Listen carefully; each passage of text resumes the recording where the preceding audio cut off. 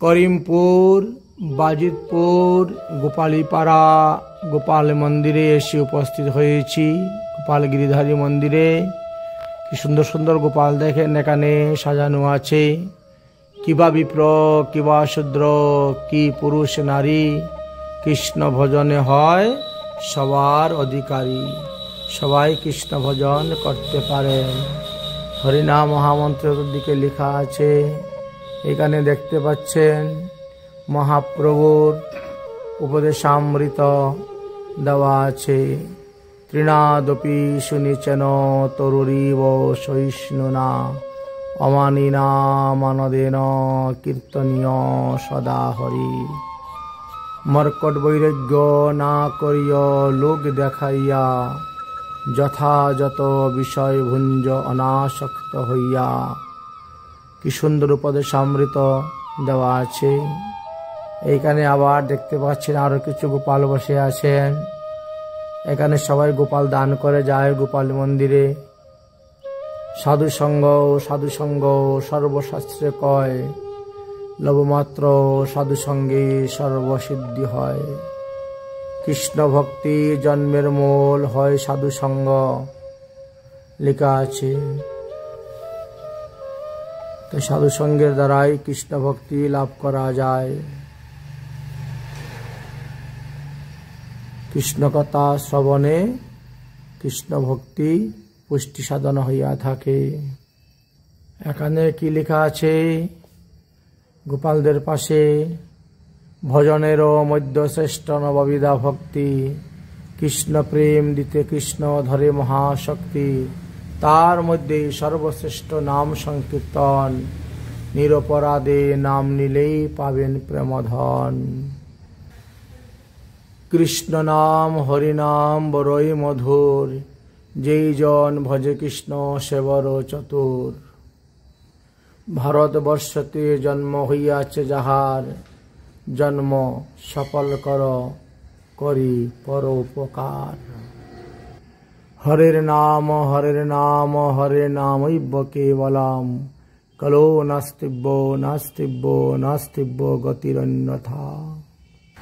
হরে কৃষ্ণ কৃষ্ণ কৃষ্ণ হরে হরে, হরে রাম রাম রাম হরে হরে। এই হলো গোপাল মন্দিরের শ্রী বিগ্রহ। ভিতরে জগন্নাথ বলরাম সুভদ্রা দর্শন করতে পাচ্ছেন এবং গোপাল দর্শন করতে পাচ্ছেন। গিরিধারীর বিগ্রহ দর্শন করতে পাচ্ছেন। সরগোস্বামী গুরু পরম্পরা ইত্যাদি আপনারা দর্শন করতে পাচ্ছেন এই মন্দিরের মধ্যে। এখানে ভগবান শ্রীকৃষ্ণের গিরিরাজ গোবর্ধন পর্বত ধারণ লীলা দেখানো হচ্ছে। অর্থাৎ ভগবান যে গিরিধারী হয়েছিলেন, সেই গিরিধারী গোপাল মন্দির নামে এটা পরিচিত। রাধে রাধে। এখানে শ্রী শ্রী রাধা কৃষ্ণের মহারাস লীলা আপনারা দর্শন করতে পাচ্ছেন। মন্দিরের জগমোহনে এইভাবে চিত্র অঙ্কন করে রাখা আছে। ব্রহ্মাণ্ড ঘাটের লীলা এখানে দেখানো হচ্ছে। শ্রীমদ্ ভাগবত মহাপুরাণের দশম স্কন্ধে ব্রহ্মাণ্ড মোহন লীলা লেখানো আছে। মা যশোদা ভগবান শ্রীকৃষ্ণের মুখমণ্ডলের মধ্যে সমস্ত বিশ্ব ব্রহ্মাণ্ড দর্শন করেছিলেন গোকুল মহাবনে যমুনার তীরে। সেই দৃশ্যটা এখানে চিত্র অঙ্কন করে দেওয়া আছে গিরিধারী গোপাল মন্দিরের নাট মন্দিরে। এখানে কলিযুগ যুগ অবতার, কলিযুগ পাবন অবতার শ্রী শ্রী গৌরাঙ্গ মহাপ্রভু এবং প্রেম দাতা নিতাই চাঁদ জগাই মাধাইকে যে উদ্ধার করেছিলেন, সেই দৃশ্যটা আপনারা এখানে চিত্র অঙ্কনের মাধ্যমে দর্শন করতে পারছেন। এটি হলো হরিদাস নির্যান। হরিদাস যখন নিত্যলীলায় প্রবিষ্ট হলেন, হরিদাসের তনুলয়ে মহাপ্রভু ভাবাবিষ্ট হয়েছিলেন এবং নৃত্য আরম্ভ করেছিলেন। নৃত্য করতে করতে সমুদ্রের তীরে গমন করেছিলেন এবং স্বহস্তে তাকে বালুর গর্তের নিচে রেখে স্বহস্তে বালু দিয়ে সমাধি দিয়েছিলেন। সেই হরিদাস ঠাকুর এবং মহাপ্রভুর পার্শ্বদগণের চিত্র অঙ্কন এই নাট মন্দিরে দর্শন করতে পাচ্ছেন। মহাপ্রভুর ভক্ত দুই রকম আছেন, দুই প্রকারের। এক হলো অন্তরঙ্গ ভক্ত আর এক হলো বহিরঙ্গ ভক্ত। তাই মহাপ্রভু বহিরঙ্গ ভক্তদেরকে নিয়ে করেন নগর সংকীর্তন, আর অন্তরঙ্গ ভক্তকে নিয়ে করেন প্রেম আস্বাদন। তাই এই স্থানে সেই চিত্রপটটি আপনারা দেখতে পাচ্ছেন, সবাইকে নিয়ে নগর সংকীর্তন করতেছেন রাধে রাধে। সুধী ভক্তবৃন্দগণ, আজকে নদিয়া জেলার অন্তর্ভুক্ত করিমপুর, বাজিতপুর, গোপালীপাড়া গোপালী মন্দিরে এসে উপস্থিত হয়েছি।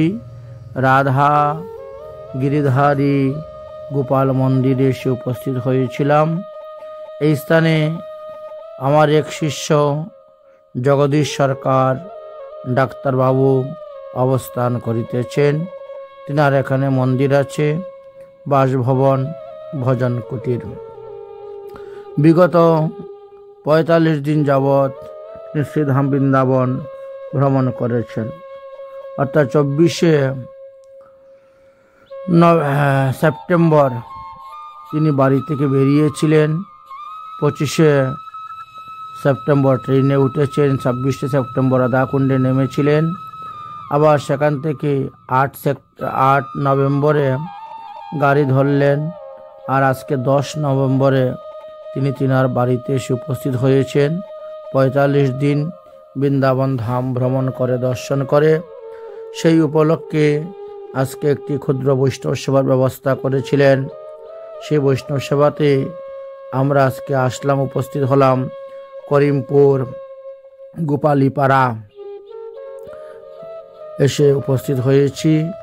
এটি হলো গোপালীপাড়া মন্দিরের শ্রীবিগ্রহ, দর্শন করতে পারছেন এবং মন্দিরের চতুর্দিকে সুন্দরভাবে লেখা আছে। সব কিছু আমরা আপনাদেরকে দর্শন করাবো। রাধে রাধে। মন্দিরের চতুর্দিকে কি কি লেখা আছে দর্শন করুন।